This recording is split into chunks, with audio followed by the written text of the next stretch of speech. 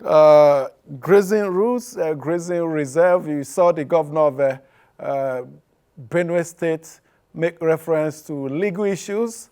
The federal government cannot legislate or take action on issues regarding to that is predominantly or strictly a state matter, he says. Now, how will you weigh into the action of the president against the backdrop of the legal implications in terms of relations and jurisdictions of states and federal government? Well, I think that the president hasn't got the full on the issues relating to the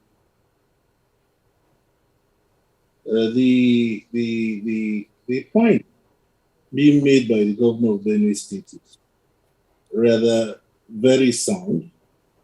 The laws today clearly make the issue of land use, a matter for the state. Now, if we go back into history, the dominant law for the whole nation, which has been put in the Constitution, is the Land Use Act. And the Land Use Act is a 1978 legislation brought in to streamline the entire legislation relating to under the government of General Obasi. And the laws now relating to land uniformly applied as from then. And it vested title in land or land was held in trust by the governor of the state for the entire people. Now there are clauses or provisions in the Land Use Act which on its own provides for farming lands to be allocated to people who desire a certificate of occupancy, grazing lands, and also lands in urban areas. Now, it is up to the governor to issue a right of occupancy and not the president or the commander-in-chief of the armed forces. Now, the clever thing being done by the presidents is that they have tried to trace these grazing reserves back to colonial era. And we are going to ask them through the freedom of information that where is the law? Where is the gazette setting down the grazing areas? And where are these grazing areas? Now, in the colonial times, land in southern Nigeria was held what you call in fee simple under the Conveyancing Act, 1881. In the north, it was the land tenure law, which nationalized all lands and placed it in the hands of the commissioner of lands for a particular state. So, at what point in time were those grazing reserves made? Who made them? And under which law? Where did it apply to? Those questions need to be answered. And even if it is true that there were grazing reserves, the law is that they are now obsolete because with the intervention of the Land Use Act, every other law relating to the use of land became completely obtuse and obsolete. So it's quite, I think the president just wants to insist on the line that he has begun to toe, which is that he wants grazing routes. So on the basis of today's law, the emergence of the 1979 and 1999 Constitution, all those grazing routes have disappeared. They go to no issue. There are new sheriffs on the block, and that is those are the governors. And if a governor says it is part of my policy not to allow grazing areas in my state, he's quite entitled to do so. But then anybody can apply for land because it's even easier than the president is trying to make it out to be. If Mieti Allah goes to Benue now and says, Governor Ortom, in these your wild areas, give us land. We desire to graze in it. Nobody's building it, only using it, virgin land. And they provide, what do you call it? Some form of consideration for the land and a plan on how to use it to graze cattle. Maybe they will ranch it, they will keep their cattle within it and plant their food. It's business. The government is going to tax people, they're going to make money from it. So I don't see any state seeing a business plan from where it will make money will refuse. The problem is that the government of the Federation wants to appropriate people's land, wants to give it to certain people free of charge. We are practicing capitalism. Such a thing will not work because people trace their lands to ancestral roots. The only way they can part with it is when they sell it or when you conquer them. And we have passed the era of conquest. So in my view, the 368 grazing sites, with respect, not something to come up with in 2021. I think people will challenge it in court and will probably absolutely. The governor of Benue State has said he will test it in court, and you have made it very clear that the Land Use Act of 1978, which is embedded in the Constitution, thereby making it superior to other laws, indeed vests the control and ownership of land on the state governor. So it will be interesting if the governors, as a group or as single governors, test this matter in court. But one of the primary hurdles is to even find out whether there ever existed 368 grazing sites from the colonial era. I think those who advised the president probably didn't check their facts right. There may be grazing routes, but certainly not land allocated for grazing. You asked earlier, where are the laws? I have done some research about the laws that gazetted these grazing reserves and grazing route, and I met what some people refer to as the 1965 Northern Region Government Act. And in that same law, there are reports that it also talked of land in southern Nigeria. So I'm at a loss over where is the source of the law that, in quote, gazetted these grazing reserves, as it were. You see, in the north, the legislature of the north can make laws in respect of grazing routes and grazing sites.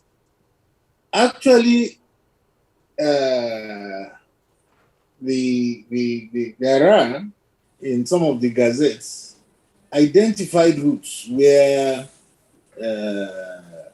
cattle pass. They don't pass right into the town. Hence, you have, I had them saying that Labi Bayabin, that means a cattle path does not pass through the town. So they did not have that. But for lands appropriated, surveyed, gazetted, I have not seen any in the northern Nigerian legislation. Maybe somewhere in the archives they may find it. But I don't think there was any need for that. One, at that time, the population of cattle was not such that would require such drastic action. Two, is that there was no cattle herdsmen, farmers problem, and three, the only area where may have been a match for agricultural development was Shika, Kaba. And those were under a larger agricultural program. Everybody knows that Shika reared cattle, planted alfalfa for their feeding and others. So those were just, and then Mokwa is the third one. They had large agrarian land. That's the Mokwa in Niger State. So those were gazetted. But I can't, in my experience and in my knowledge of these matters, remember 368, either in the north or in the south. So what we the president cannot be taken lightly. He must have his, perhaps our own research Yes, have not and he has reached the point to a which senior his advocate own as Attorney General of the officers have Federation. reached. But we expect him to be able to balance the colonial instruments with the current state of the law, which will be a Herculean task for him. Well, this may have just, we see a situation where more facts may emerge when this matter gets to court. The president has an attorney general as a senior advocate. Within his cabinet, there are several other senior advocates and experienced lawyers. Perhaps there are some things they've seen we didn't see. All this may come to the fore when we get to the courts. I'm talking of Yes, courts. one thing I just point out is that it is not a matter for anybody to lose sleep over or to threaten fire and brimstone. No, we have not got to that point. Our judiciary is able to deal with this matter. And the people should learn to have recourse to courts. Section 6 of the Constitution says that the court shall exercise judicial powers between persons and between persons and government. So the president expects that if he makes a pronouncement that transgresses on another government's right or the people in that government's right, that the judiciary will adjudicate between them. So it's not a matter to hate one person for saying that I will challenge the action. It's also not a matter to say heads will rule if the president does this. No. I think in the type of democracy we have adopted, we should allow institutions to do their work. And the institutions definitely will get it right at a point. You start at the High Court and you don't get it right there, you go to the Court of Appeal. The institutions are doing their work. You go to the Supreme Court. We have and seen if the Supreme Court fails, the legislature are there to alter the law. So there are so many safety valves in the system that we must learn to trust in. And the institutions are really doing their work. Talking of the judiciary, there have been cases even at the Supreme Court between states of the Federation and the federal government. Just the other day, Rivers State got a judgment in the High Court clarifying that it has the right, and in these states have the right to collect value-added tax and other consumption tax, and not the federal government. And recall, the Governors Forum are in the Supreme Court challenging the legality of Executive Order Number 10, and just recently we also read they are in court challenging federal government's management of recovered funds from outside Nigeria being paid into the consolidated revenue account rather than federation account. So the courts are busy on matters between federal and state government. There's even also the police trust fund, where monies are taken from the federation account and paid directly to the police trust fund when it is not either the federal or state or local government. So there are many issues, but we trust on the courts to be able to determine truthfully according to their oaths of office at the end of the day. And where anybody is dissatisfied, there's the next level, that is the appeal courts, to decide the matter. And that is why we are always very worried when persons try to tamper with the impartiality or the independence of the judiciary. And it is quite easy in this country to do so. You can intimidate judges, you can attempt to put them in a situation whereby they become beholden to either the executive or to certain individuals. And so at this point in time, the judiciary might appear to be the savior of everybody, because today's position by people in power may become a position that they might not want when they are not in power. And therefore, it is always good to allow neutral institutions to make such decisions. So that's why I just pointed out that the judiciary should not be hampered in any way or hindered in any way from doing their jobs impartially and independently. Perhaps our democracy is getting mature and developing since 1999. At the earliest part of the resumption of the Fourth Republic, we saw few cases go to court. I recall how Abia State was pressurized into removing a suit instituted against the federal government over the legality of the excess crude oil account.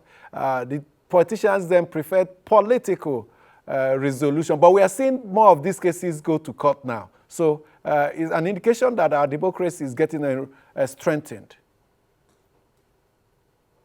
You know, in the early days of our democracy, we had a president who came from a military background and considered frequent going to court as a challenge to his authority. So in trying to be very clever or wise about it, he tried to politicize all the issues so that they could come to a forum where he could double as leader of the party to intervene in the issues. But I think when people got the hang of his contrivance, they started going to court, and that started seeing the cases of Attorney General of Abia against Attorney General of the Federation, the ICPC cases, and a host of other cases challenging the what they perceived as the wrongful exercise of executive powers by the federal government. And all we just request is that judiciary give these matters of constitutional importance accelerated hearing so that we can steady the ship of state. We do not want anything to derail us from the constitutional democracy we are pursuing. And therefore, all stakeholders must have their hands on deck to ensure that these matters are resolved and a direction is clearly given to disputing parties, whether in the executive, the legislature, or even in the judiciary, to accept the decisions of the court once and for all.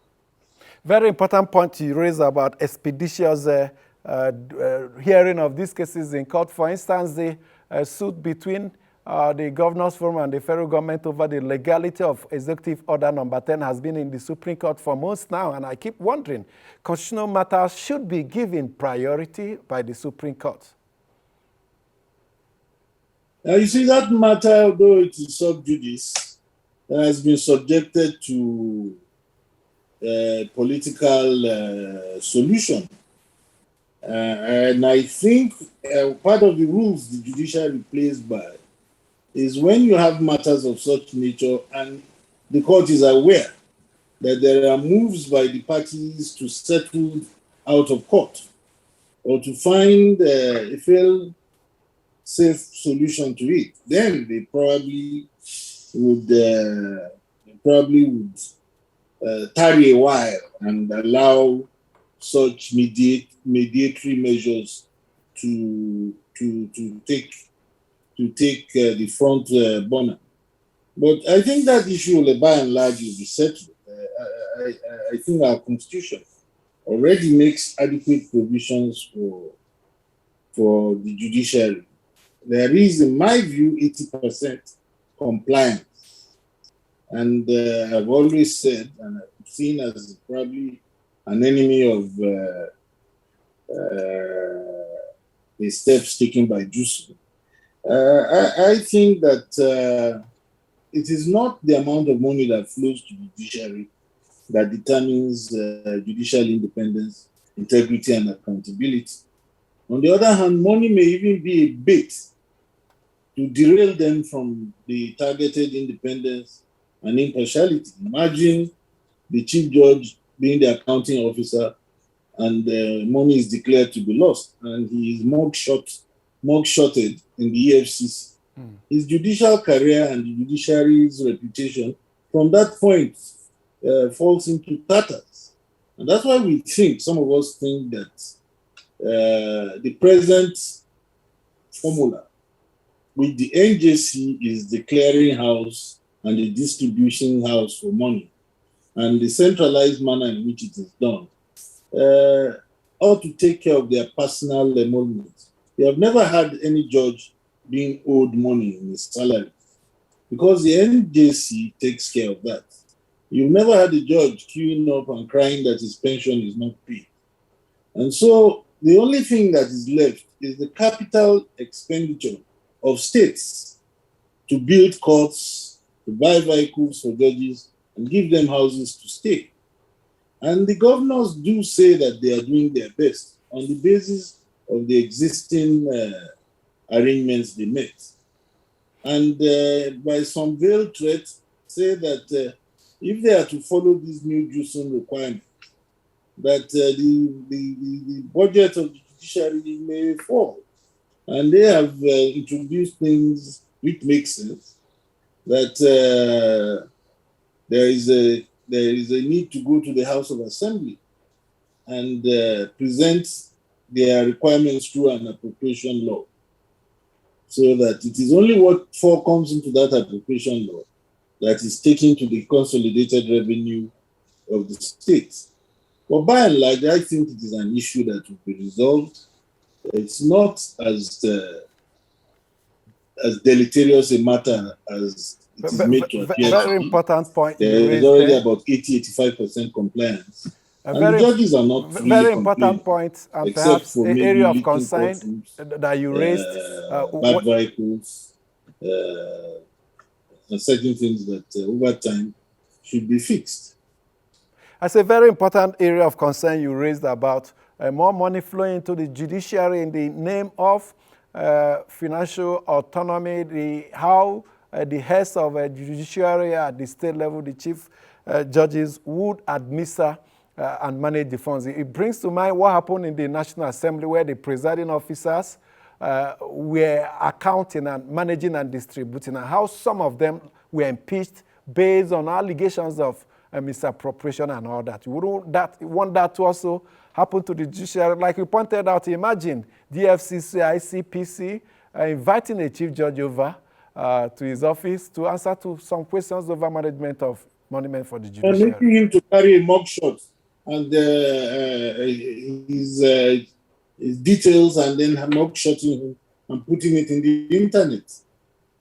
So I think judges should be insulated from that risk. Because in Nigerian political practice, nothing is beyond the politician to do to achieve his short-term interests. So the judiciary should not allow itself to be dragged into a situation whereby, in fact, to get to the point whereby a governor may even suspect that the chief judge wants to contest for governorship. I've heard it being said that if their money is released to the man, what stops him from thinking that he can contest for governorship? He's not barred from contesting. And so they begin to treat him as a member of the opposition. Okay. So there is great sense in really looking before we leap, so that we don't say money, money, money, money. And then at the end of the day, now kill the institution that had great respect when the issue of money had not been used to taint them. We are on the road to 2023 general election. We are seeing some crisis, some conflicts, some internal squabbles within political parties, and they are being reflected in the judiciary. More and more cases are moving to the judiciary. Anambra State, for instance, multitude of cases. What's your take on all this? Those cases, those resort to the judiciary, are safety valves. They diffuse the tension and discourage the resort to brute force and elements of anarchy. And in most cases, I think people are usually at the end of the day satisfied with the outcome of the judiciary. It is not impossible that you see, like Chino Achebe said in Things Fall Apart, that they naked the bed, that is, it has learned to fly without pitching. The hunter too has learned to shoot without missing. Applying it, you would find that at times the lack of internal democracy in parties encourages high-handedness and not only high-handedness, but self-will in the choice of candidates and other officials of party and favoritism.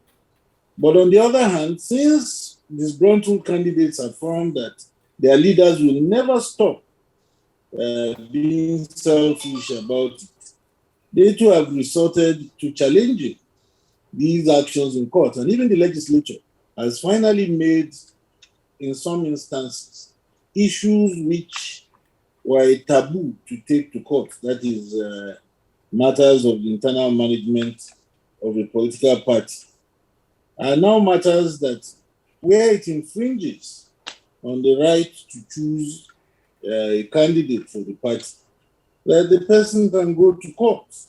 And I think when it comes to primaries and other matters relating to the choice by the electorate, the courts now exercise very free jurisdiction to determine what the political parties could not determine in the hallowed political rules. However, the courts too, from time to time, because of the allure of monetary temptation, because of at times the desire to stamp their authority on certain issues, also to get ahead of themselves. And therefore you see a court in, say, Jigawa trying to determine for people in Owerri who their governorship candidate should be. And the other actions which, if one is, for want of very proper language to use, might be described as acts of judicial rascality or black market orders. However, we've come a long way from 1993 to date, when these orders ex parte were the order of the day. I think the NJC has introduced measures that have brought sanity into the system. However, there are still some judicial officers who cannot resist debate being thrown by politicians. And when they check what they have been promised against even their retirement benefits, at times some people take that leap of faith and do things that are contrary to their expectations on the code of ethics.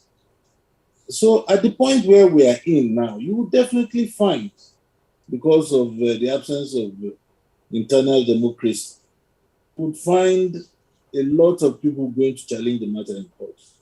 And sincerely, some of these actions are not actions that are justiciable in court. They are actions that the political parties, if they had learned any maturity, ought to have in the past 21 years overcome at this point in time. But however, it seems that because the focus of political power, acquisition of political power in Nigeria, is to maximize the amount of financial returns that the politician can make from it, makes it a matter of do or die or life and death. And because it is not solely for service to the people, you find that people do not let go once they have dug in and they see that this is an opportunity for them at least to corner their own portion of the national wealth. So until institutions that are present make it very, very unattractive for politicians to go into public office and acquire a lot of wealth, and like I saw a posting from Sheikh Gumi, who was lamenting, and he said actually that even the politicians who flew fleets of private jets to the president's son's wedding in Kano were bandits. That you cannot be blaming bandits for harassing the people and collecting money from them when the bigger ones were flying private jets for an occasion whereby if we had rail or public transport, that is how they should have gone to the place. So when things like that are attractive, you will find younger ones wanting to come into the political arena At all to be able costs. to own private jets in a country where people cannot even boast of 1 square meal in a day. And they sleep well at night. Okay. So until institutions, like I said, make it very unattractive for politicians either to acquire ill-gotten wealth or to spend ill-gotten wealth, then we will not have started anything. And the president made it You raised two key his points. cardinal promise You raised two key that points. he One would in go after Anambra.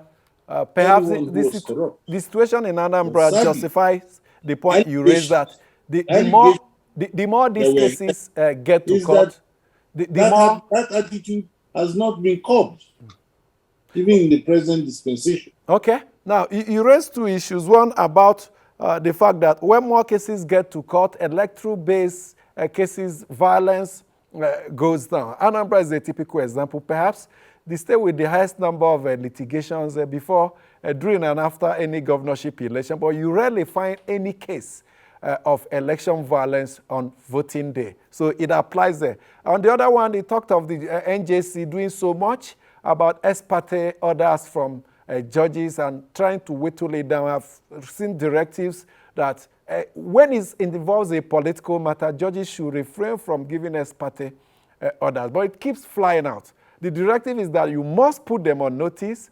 We still see this ex parte motion being distal, like you rightly point out. But let's take a look at other issues now.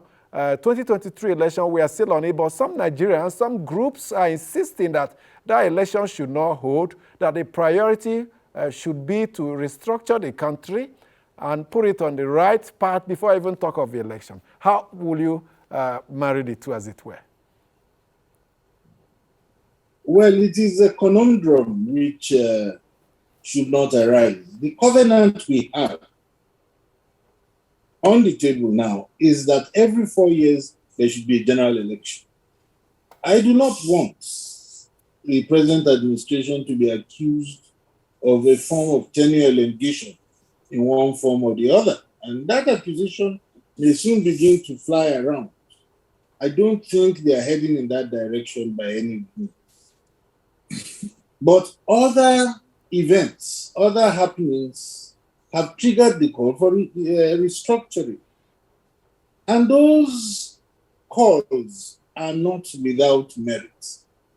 Perhaps if equity, fairness, and justice reigned in the land, and if the country's security architecture was still in top shape, and culprits brought to the book, and other people taken down, I feel that a country that has gone out to carry out peacekeeping expeditions in other African countries, and Liberia, Sierra Leone, and the Sudan come into mind, should not be accused at this point of not being able to safeguard its own open spaces and other ungoverned territory. So when you have these elements playing around, then you begin to wonder, you begin to calculate whether in the light of this, in the light of areas occupied by terrorists and bandits who are also terrorists, and herdsmen disrupting the lives of other people, and even IDPs scattered, whether, and the fact that people cannot really exercise their freedom of movement, the manner in which they should exercise it, whether close to 2023, we may not begin to hear the drumbeats of doctrine of necessity and an impossibility to conduct the election. I hope not. But at this point in time, and from the vantage point where we see it, it is not late yet for the powers that be to assure the nation that there is fairness, justice, and equity in their decisions. And we can only see that from the way appointments are going to be carried out or have been carried out, whether there will be some reshufflement, whether, of course, some sections that were marginalized will not be assured that they are still part of this country, whether treatments given to dissenting persons in different parts of the country are going to be made uniform. So you find a lot of things that are in the mix. It's a potpourri of so many activities that now casts a pall on the 2023 elections. My view is that it will hold, but at the end of the day, it's not the holding of an election that is critical. It is the legitimacy to be tied to that election that is the issue. And perhaps So the election aftermath. Faced with all these calamities that I have referred to, be considered in the circumstances as legitimate, free, and fair? I think that is an open question for now, which calls for us to debate. But we can avoid these pitfalls. You see, we cannot put like ostriches our head in the ground and think that, well, nothing is happening around us again. We really must take the bull by the horn and in 12 months try and reassure the nation that the ship of state is still steady. That's like making the best out of a bad situation. We have an electoral act. Definitely. We have an electoral act here to be signed by the president.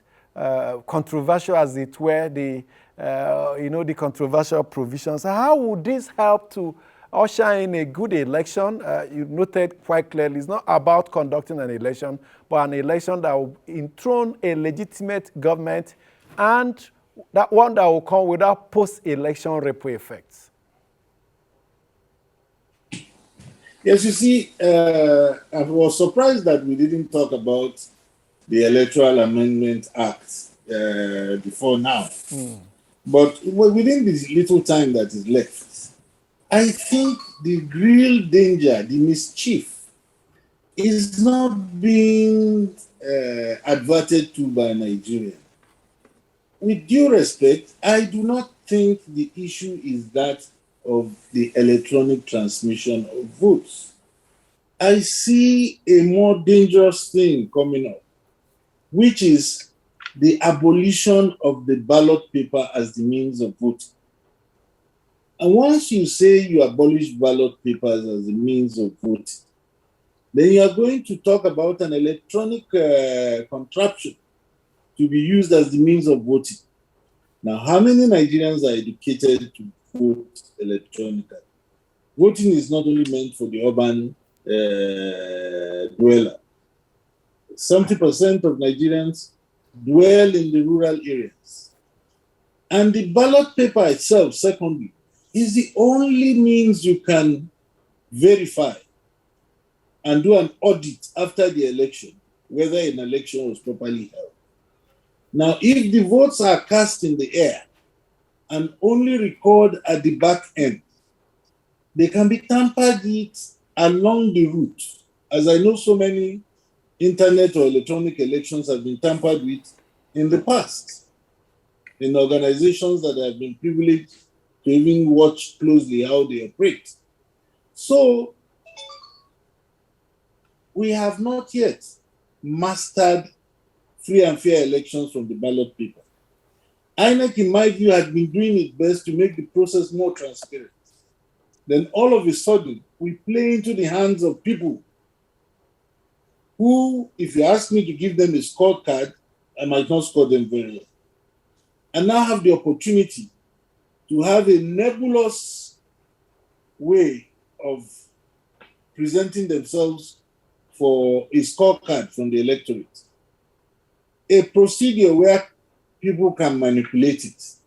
Now, supposing the back end of the electronic voting portal is open to manipulation, or there is an injection of virus or some other thing, how do you cross-check? Now, it is only after you have the ballots that you talk of electronic transmission.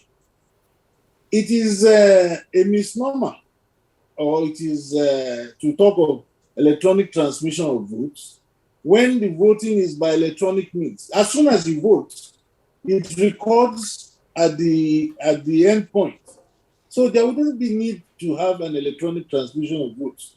Is what you see is what you get. So we have not really started interrogating the difficulties of this sudden change. First of all, 2 years to an election is not the time to start practicing a new way of voting completely. Even INEC, we read the other time. Secondly, I have it on authority. Mr. DAUDU, we read the other day that INEC is even that INEC votes by way of electronic means, not even the United States of America. And so we may consider it a leap of faith, but it is a faith that is without any serious works or any basis at all. So we have problems, and I have been shouting myself hoarse over these months that the problem is not with the electronic transmission of voting. It is the abolition of ballot papers by the electoral amendment bill. Yes, it appears. And I think government too has seen it. Yes. That if you cannot Mr. DAUDU, or audit it, I think perhaps the attention has been on the electronic transmission, and it's good enough you brought this one forward. But in less than 1 minute, as we have, our time is always up. The ball is before the president. The ball is before the president. What do you expect the president to do? Assent or indeed refer some provisions, especially these controversial ones, back to the National Assembly for amendment? In 1 minute, please. You said? What do you expect the president to do, having noted these provisions that may cause problems? Assent or refer it to the National Assembly? General should first of all refuse to assent to this present bill as it is, send it back to the National Assembly with his queries, and have them within 30 days debate it and let Nigerians look at it dispassionately. You see, they say that the cure for headache is not the beheading. And so we cannot just throw away the issue of ballot paper because some people steal ballot boxes and the rest of them, and then say that you want a new contraption, which the politicians are already miles ahead of us, trying to find a way to take advantage of the process. So we might find ourselves falling into deeper quagmire than we are already in.